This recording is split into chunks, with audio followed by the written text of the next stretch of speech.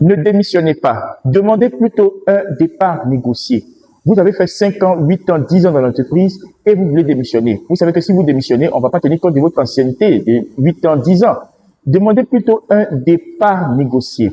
Il y avait une dame qui était à Boaké et qui nous avait appelé parce que son patron lui avait été fatigué d'elle et il lui dit clairement, je veux me séparer de toi, mais dans le départ, faisons un départ négocié.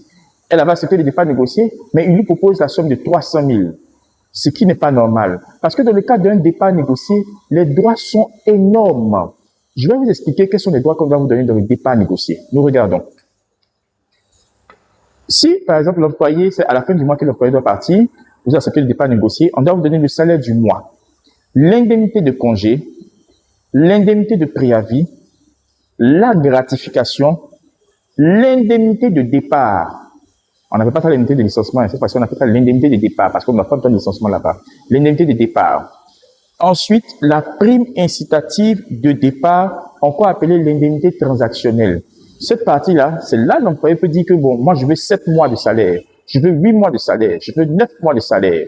S'il a bien négocié, il peut avoir 9 mois, 10 mois de salaire. Le patron peut dire non, je te donne 6 mois de salaire. Mais les 6 mois de salaire, on ne donne pas les 6 mois de salaire à un employé pour le départ négocié, puis c'est fini. Non.